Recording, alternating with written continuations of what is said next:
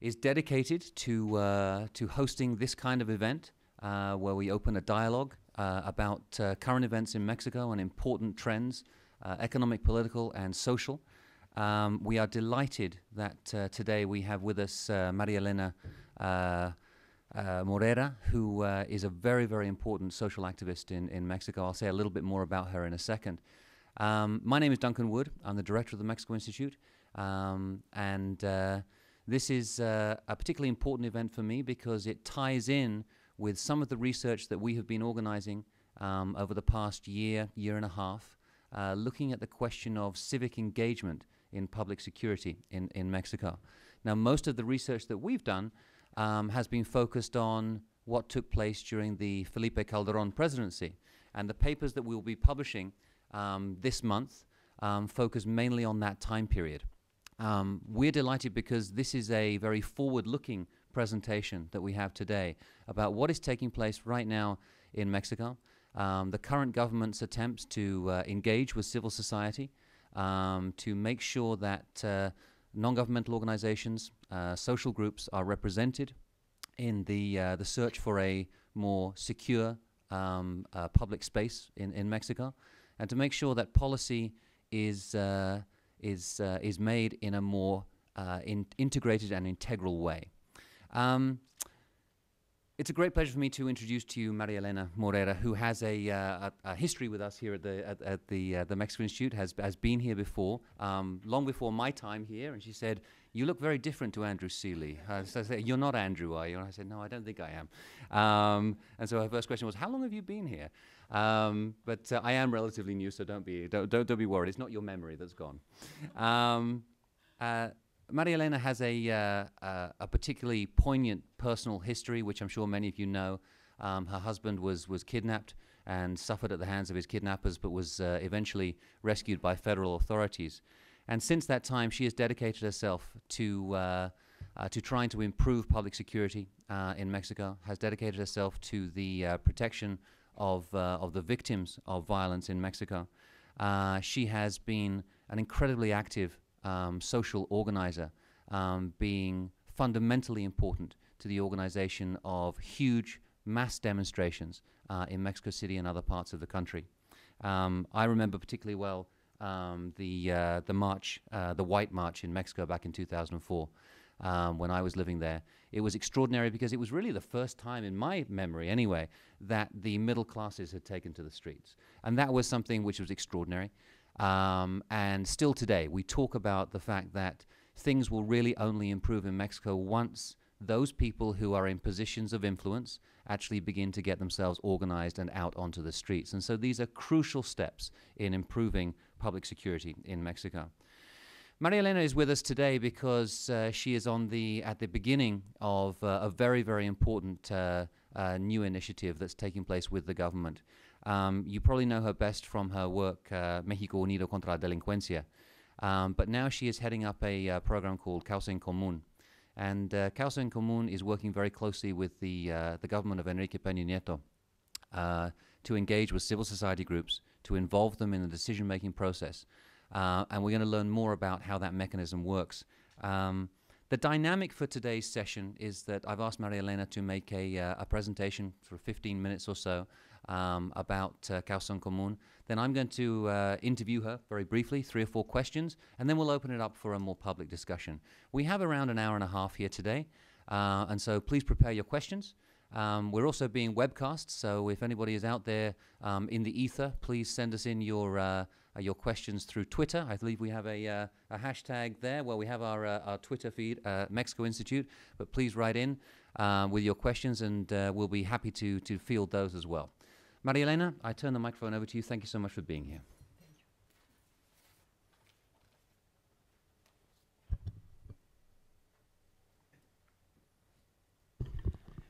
Well, good morning to everybody. Thank you, Duncan, for this wonderful presentation and the invitation. Thank you very much. Dear all, it is an honor for me to be able to address you here today, such as a distinguished forum as this one, where great thinkers and policymakers come to debate great ideas and thoughts. My ambition are not so large. I have come merely to communicate to you the voices and feelings of many citizens in Mexico. I have also come to tell you my story and what I have learned in over more than 10 years of fighting and working to try to make my country a better place to live. 3 of these years on which I have been spent in Causa en Común, the organization that now I have the honor of sharing. I come to you as a Mexican that, like many other hardworking Mexicans, men and women, who love their country and all the beautiful things it has to offer, has been an eyewitness of how in recent years, not just recent years, more than 10, the peaceful tranquility we enjoy threatened to come to the end, as we were forced as a country to face one of the biggest challenges of our recent history.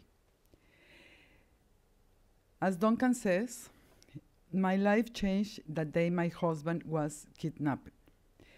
From being a dentist and a housewife and live mostly private and not political life, I was compelled to get involved and take actions so that no other families will have to go through what my family felt during this terrible time.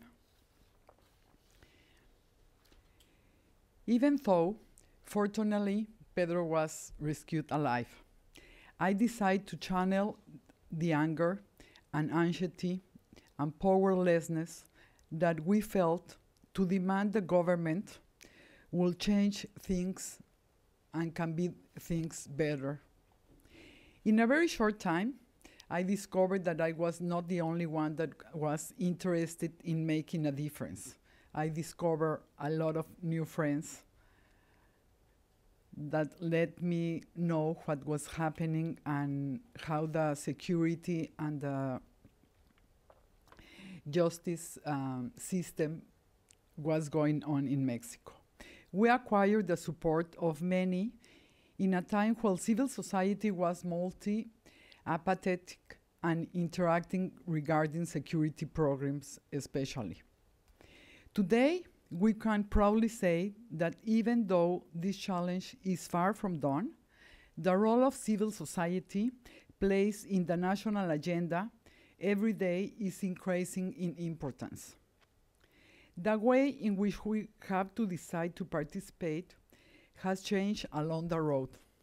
Our focus is not the same as the one that we have in 2002, when I joined México Unido contra la Delincuencia, an association that I preceded during 5 years, that saw a tipping point when on June 27 of 2004, like you say, more than 1 million people marched on the streets in Mexico City to demonstrate against the insecurity.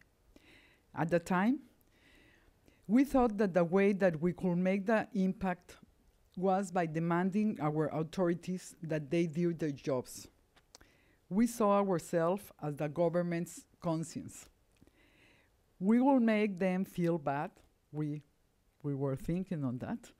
We will make them feel bad wherever they went out of the line or neglect their duties. We also saw ourselves in the people, as the people in charge of accompanying victims through their crisis. And even though we were very successful as that, and we work with hundreds of victims, and we're still working with victims, today we know that to stop crime, we need the sum of different strategies incorporated in one integral approach. We have learned from the experience that one of our most root problems is a lack of trust between citizens and authorities. This is the rationale behind Causa en Común, to find the common goals that different actors share and facilitates the mechanisms that allow them to work together in order to make our country a better place to live.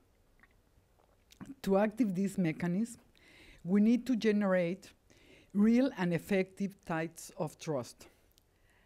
A task in which our organization works on in two ways. On one hand, by promoting aiding and participating in producing structures changes on our justice and security systems that stimulates rule of law, and on the other hand, by working in crime prevention. I have come here today to talk about the second part, but we can talk after about the first one. In order to prevent crime, we need to occupy every public space. By this, I do not mean only by physical spaces like public parks or streets, which are incredibly important, but we need to occupy the conversation. We need to discuss policies and ideas, like you do here, make our voice be heard in the media, and become an important part of the tabletop conversations. We need to approach our children so that their role models that they have will exert in a positive influence in them. We need to develop strong leaderships in civil society that will rise up to the challenge of creating a new ways to describe ourselves and to describe our problems. Friends, leaders, youth, children, and ourselves are the best resource that we have to combat crime. This change in discourse and policy has the enormous challenge that it has to be accompanied by an actual transformation on the way we think. Crime happens, in most part, because we allow it to happen. Though security is legally and popularly an obligation of our government, it is de facto an obligation of all. We all benefit when we have security, but we all suffer the consequence when it goes missing. Certainly, it is not disregard the role of the government. It is a priority that the government fights against crime and that crime rates go down. I have no doubt, after many years of interacting with government officials, that they have the intention to make things work. But I am convinced that whatever they do, it always be insufficient if we do not assume our responsibility in rule of law, in fixing the problem, and in keep it fixed. One of our main tasks in Causa en Común has been to develop strong ties with other organizations and academic groups. I hope with you too. We know that if we work together, we will be much stronger than acting by ourselves. I'm sure most of civil society organizations realize this. The real change has been to make the government understand that they need us as much as we need them. The Mexican government seems to be focused on crime prevention, which is creating a great opportunity for civil society to get involved and to get engaged. The administration already presents the outline of crime prevention strategy, which in itself, it seems good, but even thought it's too soon to know if that it will be correct, and it's too soon, and as is soon, it needs to be given content because time is almost value resource, a most valued resource. Academic and civil society needs to be watchful of the process and take on ownership of the discussion. We need an integral strategy that focuses on transparency, destiny sufficient resource where they need to be, and develop clear indicators that efficiently measure crime prevention. This is certainly a challenge because it is much easier to measure punitive actions.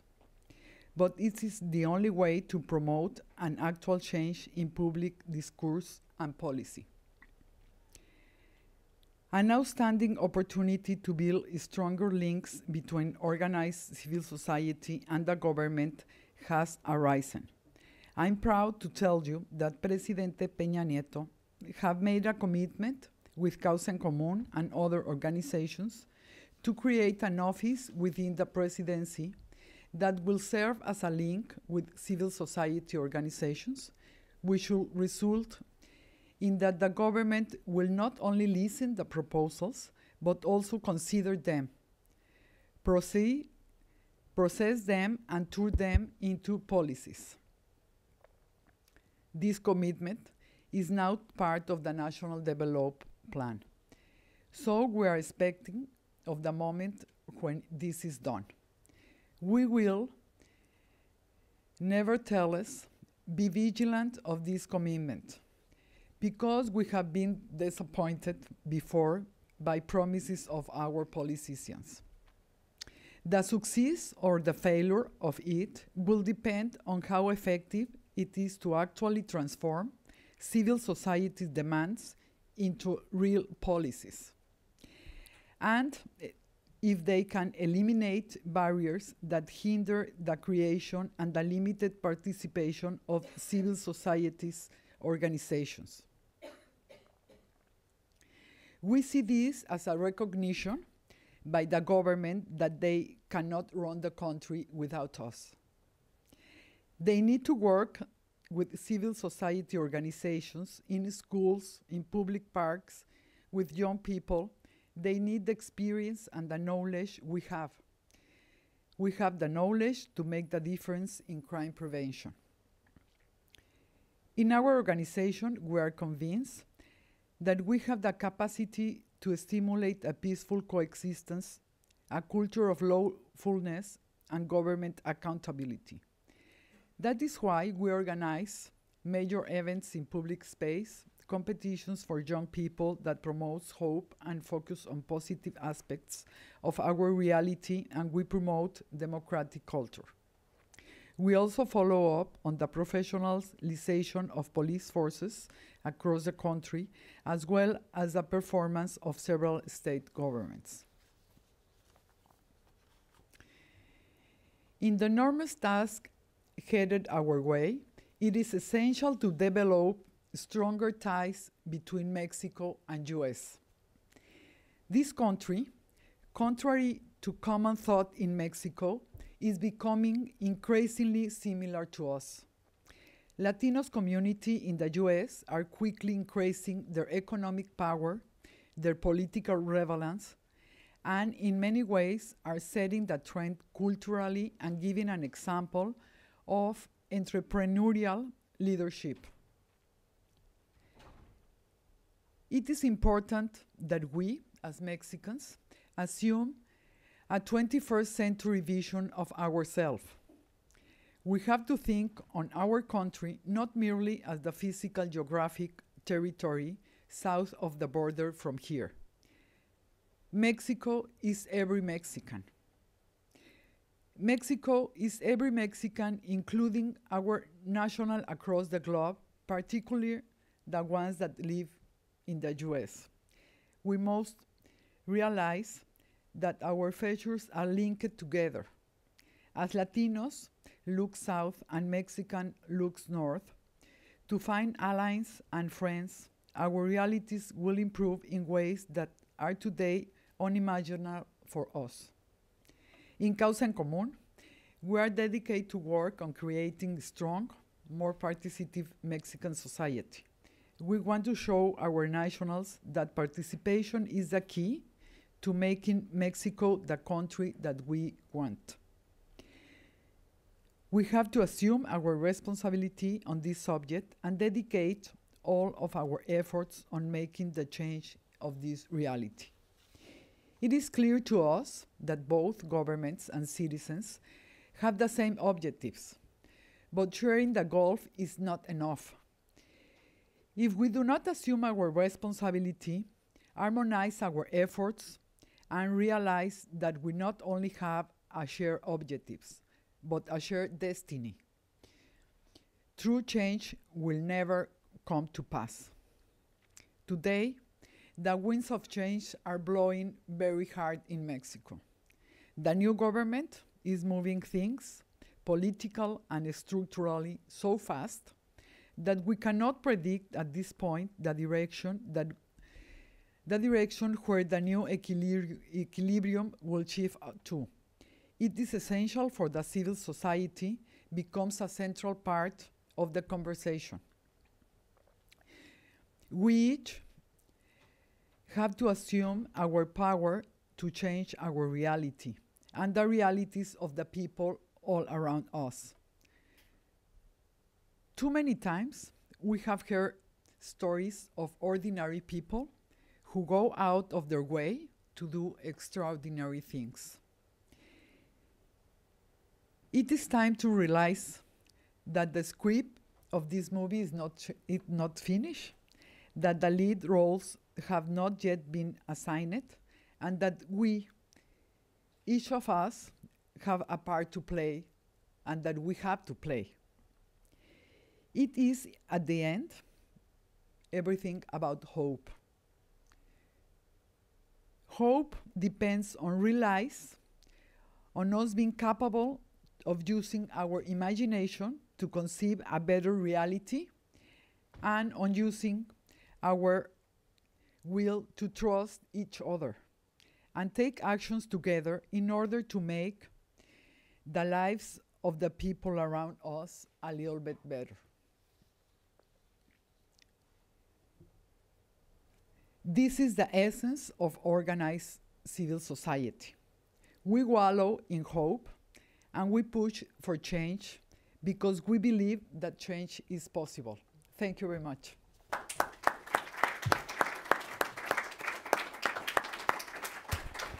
Thank you so much, Maria Elena. I have a few questions here that I prepared, and I hope you don't mind if I put them to you before we open it up for public discussion. One of the things that, having read about Causa en Común and its new relationship, with the government, the president has officially committed to broader consultation with civil society. And I wonder if you could explain to us exactly how Causa en Común works. I mean, you say that it organizes, public meetings, public spaces, competitions, etc. But in what sense is it a consultative mechanism? How does it act as an intermediary between other civil society groups, civil society itself, and the government in this new relationship? Is it a formal consultative mechanism? Is it more a space for dialogue and debate? How exactly does it work?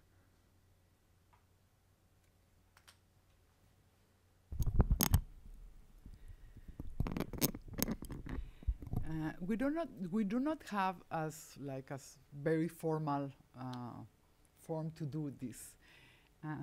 I think that we have in my border and I. Well, we think that it doesn't matter who is at the top of the politicians in Mexico. We can share together. They are in one part and we are in the other, but we all are citizens and we can see together. Mm-hmm. No? Then we think that we can tell them what they are not acting well or what we think that they are doing well. In that approach, we can sit with the president or the secretary of security or anyone. We ask them for appointment and they give us the appointment. I think we have made with all of them like a trust communication, and they know that we don't mind if they are PRI, PAN or PRD. It doesn't matter. And I think that's why they assume that we can sit together and we can have a conversation in the responsibility of each other. Then with this, last year we convoked 30 civil organizations to make like a team and see what we want for the next government. And after we sit together with these 30 organizations for about 6 months, we decide to make a very big forum of civil organizations. So we were about 350 organizations, different kind. And then we make a proposal to the government, well, to the candidates, of about 170 proposals. Then we ask them to go and hear about these proposals and make a decision and tell us what they think about each of these proposals. And then each of the candidates send us a paper and public partisan, how do you say, partidos? Political parties. Yeah. Yeah. Political parties make a document too for us, and every one of them send us their documents and what they think in each of the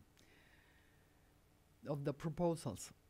After that, when President Peña Nieto win the elections, then we sit with him another time with the leaders I'm sorry, I forgot to explain that there were 7 different tables of 7 different like kind of things that we want to propose him. It was education, security, justice, employers. Employment or employers? Business, yeah. Private sector? Yeah, it was not private sector, like more employers for Mexico. Más empleos. More jobs. More jobs, yes. For Mexico. Employment, yes. Yes, I'm sorry. More jobs and communication, transparency. No, there were more or less and then the leaders of each table. We went with a meeting with the president and his very close staff, and after that we have a lot of meetings on the transition part, and they make some decisions. And maybe you know about the Pacto in Mexico, that they have 25 points, and there were about 20 of these 95 points, and there were about 20 of those that they took exactly what we want on that what we get of the meeting of with the social organizations. I think it's just the beginning. We know that maybe they just sign and just write the pacto, and maybe they don't do it, but we are going to be watching him, so we hope they will do it. Excellent. Thank you. I've had the opportunity to speak with Roberto Campa in Mexico, and it seems as though, I mean, they're still very much in the planning phase of how they're going to be implementing a lot of these programs. Is that something that you continue to have a dialogue with the subsecretario about? Yes. Yes, we always have conversations with the subsecretary and with the, for example, Causa en Común has a conversation with Secretario Osorio Chong and with Campa. So we are still telling them what we think about the strategy, and now we think that it's just like they make a map and they are thinking on what is really going to go como en lo profundo. We think that they don't have really started, no? They are like when you have your car and you just put on and they are going to start. But we think that they, as a government, they really want to make a difference in prevention. They really want to have succeed in this, but it's not easy because, as you know, prevention don't change things from one day to another. And the politicians always want to have a lot of stars, and it's not easy. But we will try with them that they don't need the stars like every month, and that we can share with them much more than we have shared in the past.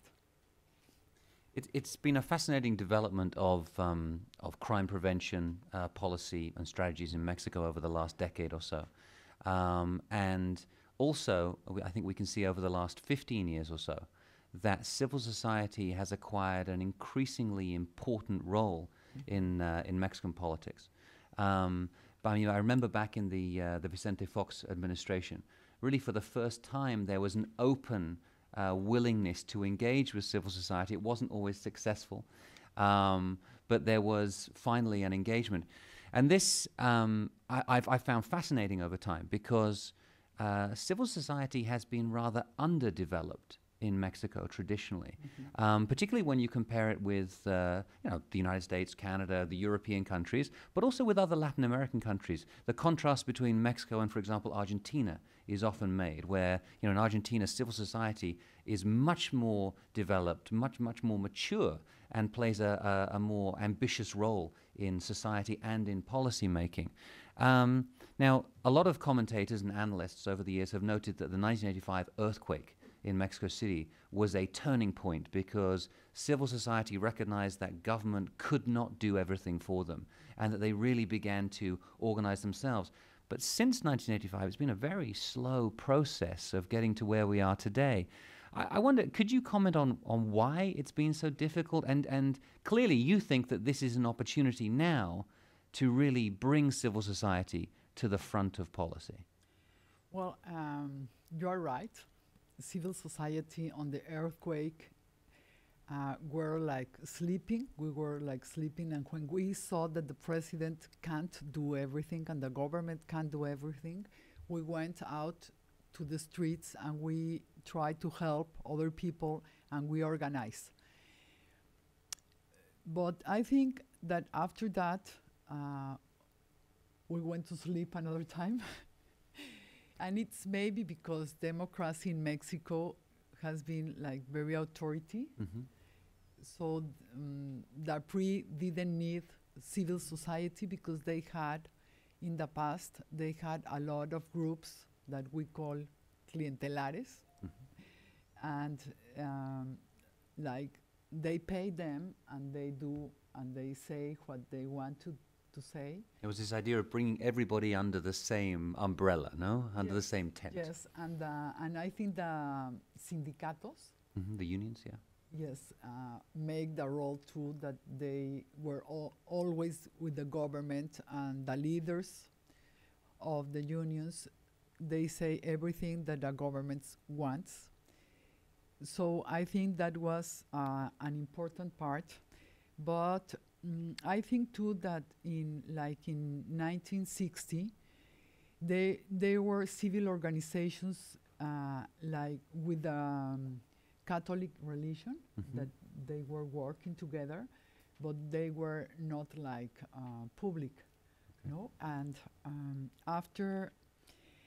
and there were civil organizations too in philanthropic works, but not like now that we are like more public and we can say everything we want to say, or almost everything. And when they get mad, well, after that they will be happy in few days or months after.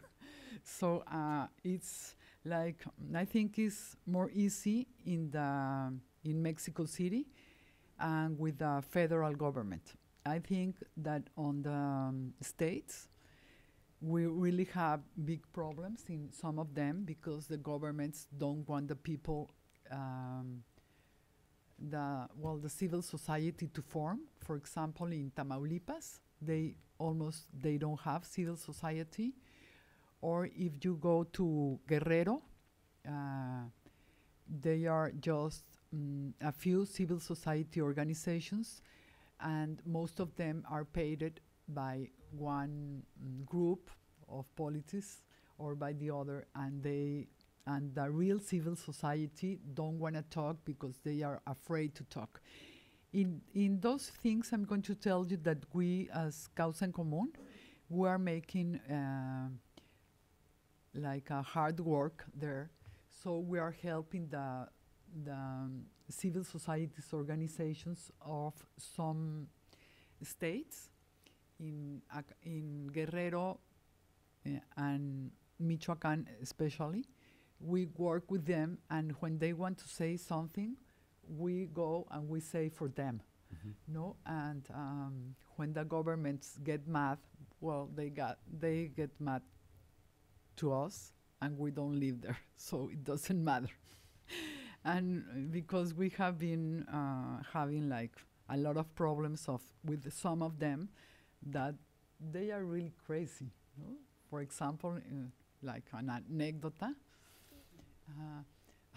I don't know how to say in English, but Anecdote. okay, anecdote. One time, about 3 years ago, I went to Tamaulipas and I gave a speech there with the government because we want to make a sign of a letter that we make for him in security and injustice. And after I talk, how do you say el procurador? The Attorney General. Or the Attorney, sorry. No, that's the word. He started to talk and he started to lie to the people and tell them that things that it was not true. So I told the government, I think he's lying us. Why don't you tell him to stop talking, and after we make the study that we are going to make a study for you, you will look that he's lying. And he just como sonrió. He smiled. He smiled. And then after the meeting, I have to meet some organizations, and the government told me, oh no, you have to go to my office because I want to tell you some things about the compromise that we just signed. And he didn't let me go out of his office until my plane has to go. So I went to Mexico, and after that, in a meeting with the press, I told them that that people was lying, and every time that I was out with the press in the radio, on the television, they call me, oh, Mrs. Morera, you don't know that we don't want you to talk about Tamaulipas. And I just tell him, well, don't hear the news or don't look the television and you won't know. So it's different to live in Mexico City than on the States, and we have to help them a lot to be like more fuertes. Stronger. Stronger civil organizations on the States, and it's because we don't have a lot of them. As you say, for example, in Chile they have about 1,020 civil organizations, and we just have 40,000. Yeah. And we have a lot more people in Mexico than in Chile. And well, here in the States you have around 2 million, and we will hope that with this new government we will have much more organizations, and we will ask them that if now we have only 40,000, that we need to have at least about 100,000 for 2018. That's interesting. Now, the diversity between Mexico City and some of the La Provincia, between some of the states, is interesting. But there have been certain areas in Mexico which have been success stories in terms of bringing civil society into the process of public security. I'm thinking of the cases of Tijuana, perhaps, Ciudad Juarez, and now Monterrey. I wonder if you could comment on those and what makes those successful experiences, and are there other cases that we could talk about? Yes, I think we have a lot of successful experience, and the ones you say, uh, I agree with you. And I think it was because on those specific places, they are working together, uh, the authorities, civil society, and businessmen. For example, in Tijuana, there is a very huge organization, civil organization that it calls Tijuana Innovadora, and they make a lot of programs for the people in Tijuana. And then the government has like innovate ideas for the people. They make opera in the streets. They occupy the public space. And I think that was very successful. And they have like very good people that works on the government, like the prosecutor. Yes, he's an extraordinary man, and they are making like things happen, and it happens very well. For example, in Monterrey, they were very strong in civil society, but I think they were like sleepy in some times of their lives. I remember one time that about 8 years ago that we went to Monterrey to give a conference, and the businessman was telling me that they are like selling their houses like 2 times or 3 times more than the cost, and they were very happy for that. And we told them, oh, we don't think that you have to be happy. We think that you have a real problem that drugs cartels are living here, because no one will pay you your house like 2 or 3 times more if they have to work hard to get the money. No, and they told me, oh, that's not my problem. If they pay, is not my problem. And we told them, okay, that's your thing, but this is your problem too, because they were telling me, well, it's problem of the government, it's not our problem. And we told them, well, maybe sometimes in the future, your childs are going to get married with the childs of the drugs cartels. And it was like very bad that some years later, they had a lot of violence, but they are so strong in civil society and in businessmen that they are making a very good work now. They have, for example, a civil organization that calls SINLAC. You have to go inside that organization and see. And they are working together with the government, and they ask for accountability, and they go to see what they are doing with the police, and they go to see what they are doing in crime prevention, and they are always watching what the government is doing. And I think that the local practice are the most important. And on these examples, you can see that when we can all go together, we can make changes. Thank you. And one last question, very quickly, from my point of view, and then I hope that we have some questions from the floor. One of the things that's been noted about the new administration, the new government in Mexico, is that it's committed to the principle of coordination between different government ministries, coordination with other political parties, the Pacto por Mexico that you mentioned, and now we're seeing this element of coordination with civil society. How important do you think that is in terms of having success in the struggle against public insecurity? Well, I think it's very important, but it's not sufficient to do that.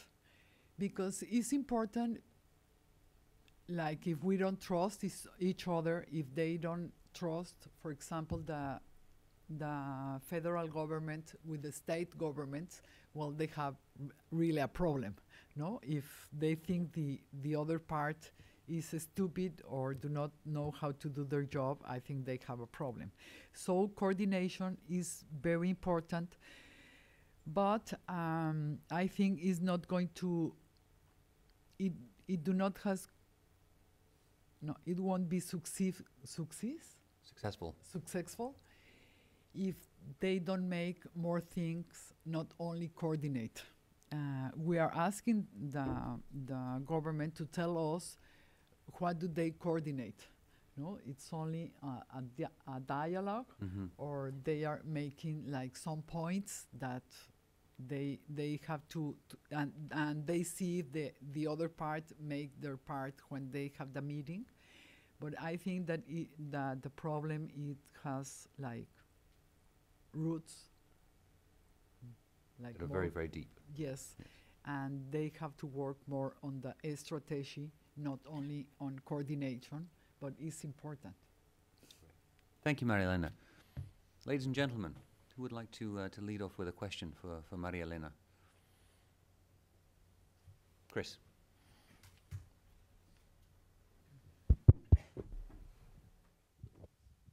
Thank you. Chris from the Wilson Center from the Mexico Institute. I guess this is something you started talking about, but I'd like to go a little bit further with is, what can be done?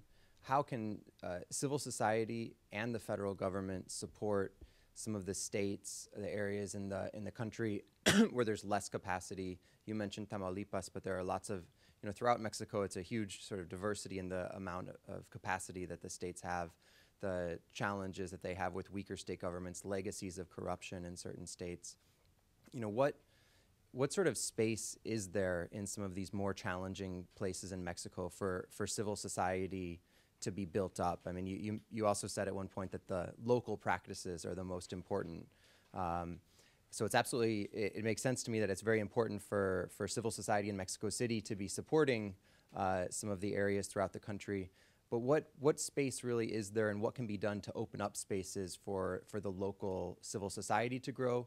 And also from a government perspective, what can the federal government do to help open up those spaces also?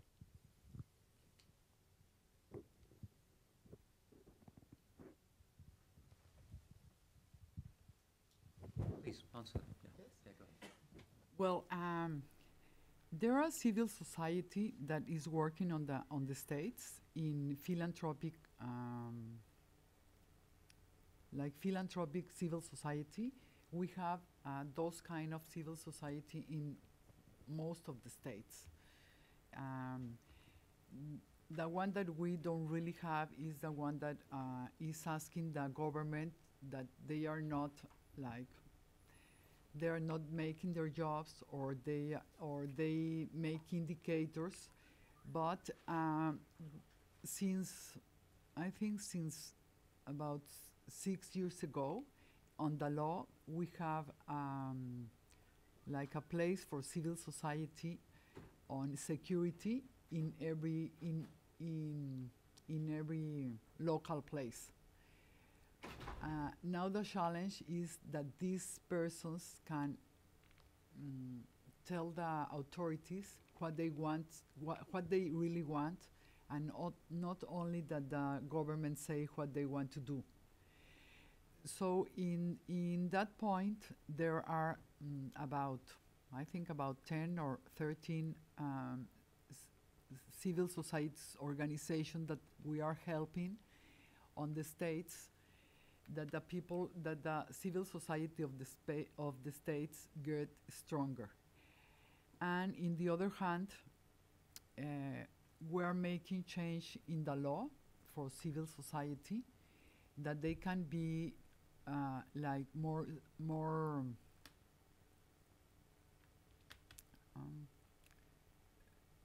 más fuerte, Stronger. more stronger. And we have now an initiative with the legislative, and we hope on this next period they will discuss about that, and they can discuss. One of the things that we put there is about the money that we have as like a civil society in Mexico. It's difficult to make a civil society organization and then it's difficult to go like around the years. Most of them has to go out for, I think most of them, they don't take more than 2 years and they fell down. So we are working on that, but obviously the government has to open the spaces and make public policies so civil society can be stronger. And a key element of this, presumably, is the question of money. And so, you know, if the government is able to provide some initial funding, that's one thing. But making these organizations sustainable, as you say, I mean, they last for 1 or 2 years, and then they find they don't have any money to keep going. And that's a real problem, because you want to have civil society organizations that last for 10 years, 15 years, 20 years, who actually build up a record and have expertise and experience in these issues, presumably. Yes, yes, that is one of the biggest problem in Mexico for civil society, because we have just few foundations that give money for civil society, and there is like a circle, no? They say, oh, it's because civil society is not professionalized, and the other hand is that civil society do not have money enough for that. So we are asking not only in this new initiative, we're not just asking for money for civil society, we're asking too that it has to be very transparency what the money that the government give to the civil society. Because there is money, but we don't know where does that money goes. Mm-hmm. Exactly, exactly. Another question from the floor. Please. Marilena, can you hear me? When you started your speech, you mentioned that it was very important to have not just a public discourse, but a personal discourse, around the table about the security situation and how everybody needs to be aware and everybody needs to talk about it. In the last 9 months, it seems to me that there's been a major shift in terms of that particular discourse, in which the government in many ways has reduced drastically the amount of announcements regarding security, regarding cartels, et cetera, et cetera. Has this, in your opinion, opened up a space for civil society to fill in, to have that discussion? Is that a positive thing? Or is there really, the change is just cosmetic and there's no actual change in your opinion?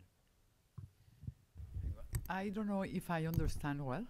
Te lo You tell pregunto en me. español si quieres. Ah, perfecto. Cuando empezaste a hablar, nos contaste o dijiste la importancia de tener discusiones sobre la situación de seguridad en el país, no nada más en el espacio público, sino personalmente, con tu familia, con tus amigos, etc.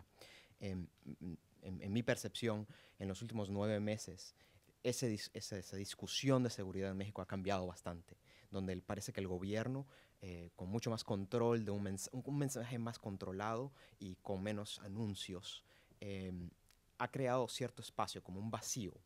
Ese vacío puede ser rellenado por la sociedad civil. ¿Eso sería algo positivo? ¿Este cambio es positivo? ¿Es verdadero? Okay, I think that perception is not the same as reality, no? But when you have the perception that the security is very bad and the violence is very high, you obviously you live with fear more than if you don't have that perception. That's one part, no? That I think that the perception is important, that the government is not always talking about violence and about insecurity. I think that's important because it's not the only thing that happened in Mexico. So I think that's is good. No, is for example that I sometimes think when I come to the States and they tell me, or when I go to another country and they tell me, oh, you live in Mexico, what a bad thing. It's always violence, no? And then I think, for example, in Detroit, that you have about 54 persons every 100 million that is murder, and you don't go to Detroit and says, "Oh, I'm very afraid that someone is going to kill me when I go to the street." No, and if you go to Ciudad Juarez or you go to Ciudad Juarez, you think that will happen that to you, and it's the same, like about 50 or 55 persons that are murdered every 1,000. No, 100,000. So I think in that part of the discourse, I think it's better not to talk every time that the president, for example, goes out and say, "Oh, the violence," and now we have the Zeta out of the streets. But in the other hand, it seems the perception too that the government don't want to say anything that is happening. And I think that we have in this part an opportunity for civil society, and we are using that opportunity. For example, on about a week and 2 weeks ago, one of our organization make public that the kidnapped were like au pair, como que subió. It rose. The number of kidnappings went up, yes. Went up about 31%. If you look for the statistics of 2012 on the first quarter and 2013 on the first quarter. And the government was very angry and start saying, "Oh, that's not true. They didn't make the arithmetic correctly." And we were like fighting with them on the media, and we told them that this organization makes very well the arithmetic. The problem was that one of the states, Hidalgo, presents 52 kidnaps in 1 month, and in the on May, they told us that on April they have 52 kidnappers, and then on June they took out those kidnaps. So it was not the problem of the organization, it was the problem of them, of the government. So after this discussion, it was good because we make like a paper together with the government that when they make mistakes, they have to put on the paper on the websites of the Security National System. They have to put why they are making that changes. So I think we have the opportunity now to go out with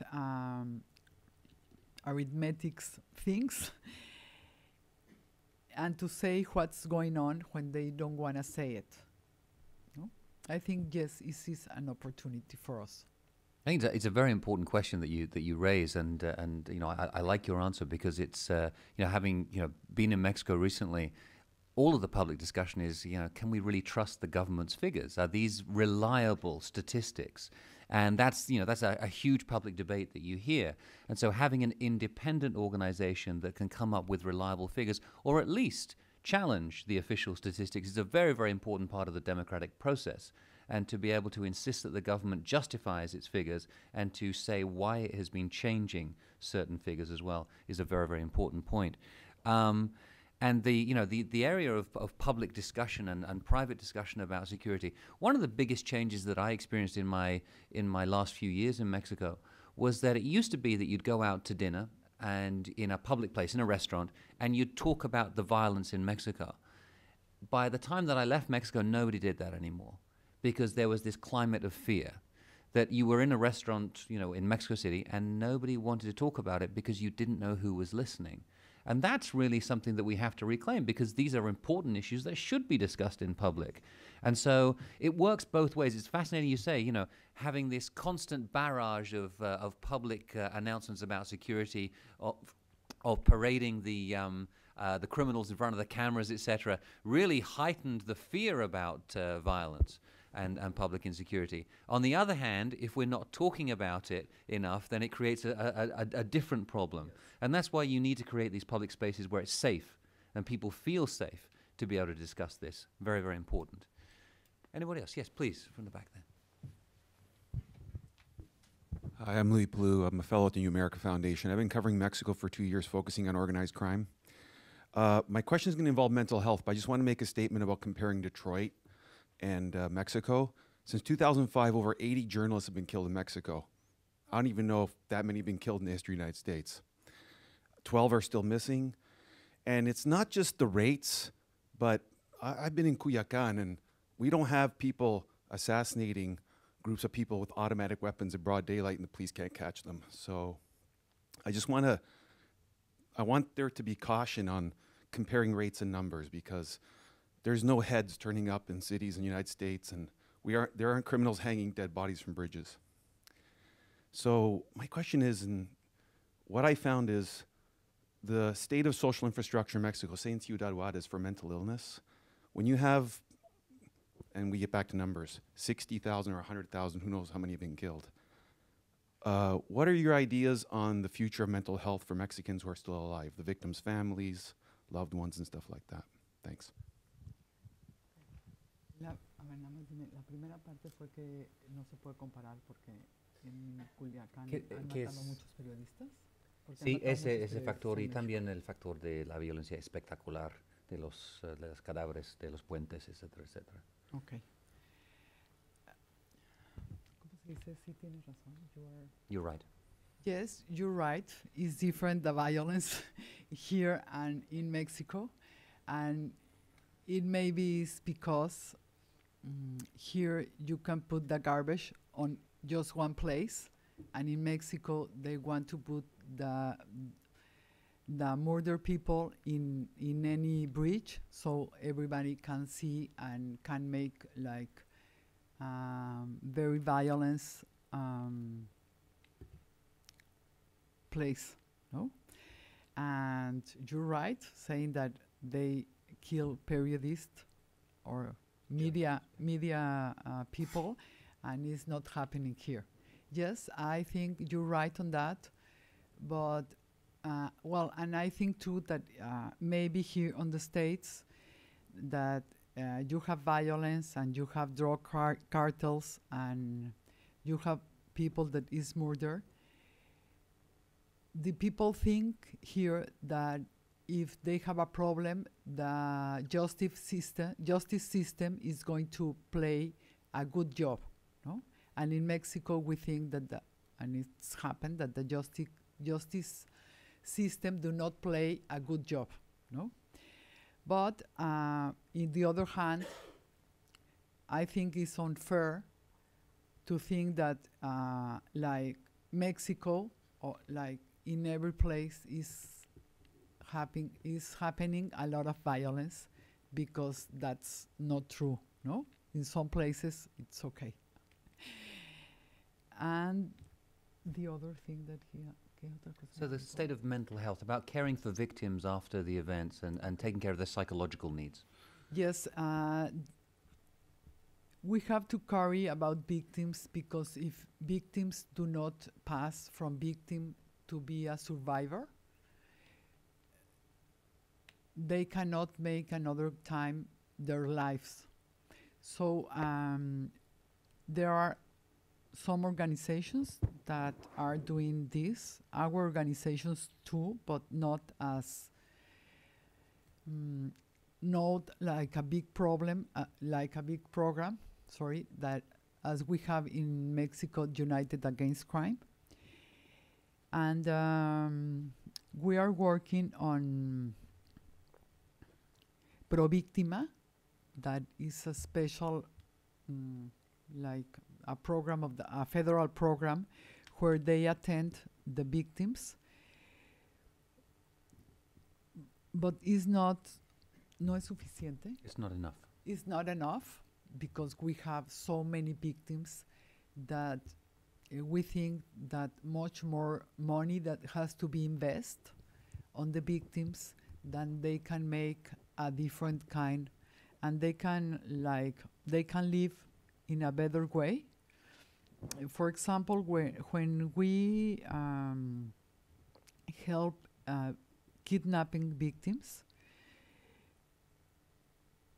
we have the experience that a lot of them, they really don't think that justice can get them.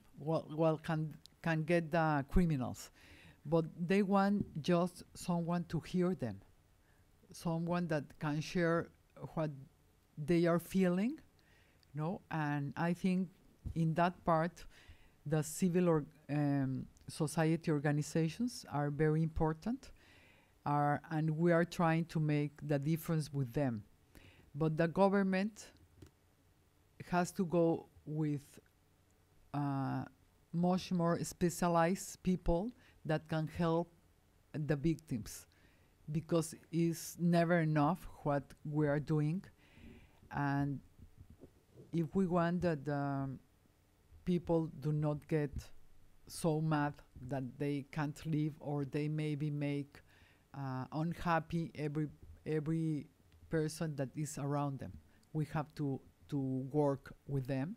And the new law that we impulse with Javier Sicilia is going to be helpful, but as any law, until pass a lot of time until we see that we have a different thing. So now I think that the better place is Pro Víctima, and we work with them very closely, and we hope on the future we don't have so many victims and we can help them better.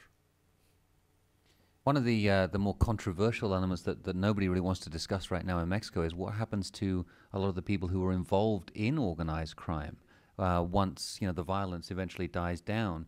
We see this in post-conflict situations around the world. There was very interesting studies that were released recently about U.S. gang members in United States cities, that up to 1/3 of them suffer from mental problems because of the trauma of being involved in acts of violence and being around violence all the time, that they live in fear. And at some point, that's an issue as well that's going to have to be dealt with in Mexico. The mental health challenges of all of these is really a long-term challenge for government and society, and where civil society organizations will have to play a leading role, I think. Is there anybody else who would like to participate here? Thank you. Yes. I just want to touch on. Just wait for the microphone if you don't mind. If you could introduce yourself. Hi, I'm Jorge. I'm working in the Mexican Embassy for the summer. I want to touch upon the point that you were mentioning of how to build a safe space for civil society to interact and have their voice heard. Especially, it's not only about government is a challenge, but also how do you deal with the threat and the fear of organized crime, especially with people who have been victims or people who are worried. If you live in Mexico City, it's one thing, but if you live in Tamaulipas, it's a totally different story. So how do you work around that, and how do you really make this space safe? Okay. Yes, you're right. It's different to live in Mexico City than in Tamaulipas, in any place of Tamaulipas. We are working on that for example, in Tamaulipas, we are working especially in Tampico with a group of persons that has been victims. They don't want to share the space in Tampico, so we go to Nuevo León, and we meet them in Nuevo León, and there we have the discussions, and then they go back to Tampico. So is the first part.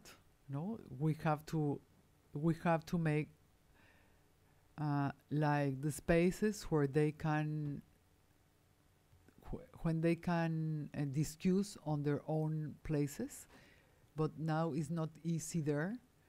And for example, in Michoacan, that they have like a very big problem because there is like a mix between drug cartels and like a special culture that they think that they are right and that people want to be with them, maybe because fair they are afraid, but maybe too because they give to the population, they give money to make their churches and to make schools. So it's different, but a lot of people is afraid. So for example, on Michoacan, they have like a big group of businessmen that they are supporting the people that want to make changes, and they accompany them to the places and try to make the changes. But it's not easy. Maybe the church can help a lot in those places, and we are trying to have meetings with them and try to involve them in making the difference. Ladies and gentlemen, I'd like to thank you very much for your participation here today. I'd like to thank Maria Elena so much for being here. Thank you for enlightening us on Causa en Común and for giving us a more optimistic, although cautious, vision of the future. I hope to see you all here again in this space. Please consider this your Casa de Estudios de Mexico here in Washington, D.C. And thank you. I'd like to thank the people who helped to organize this event, in particular Carlos Quintero from the Mexican Embassy, for Alejandra Haas for being here with us today, and thank you so much to Alison Cordell for doing a lot of the logistics for this, to Chris Wilson, who played a key role in putting it all together. Thank you again for being here, and we hope to see you again soon. Many thanks. Thank you.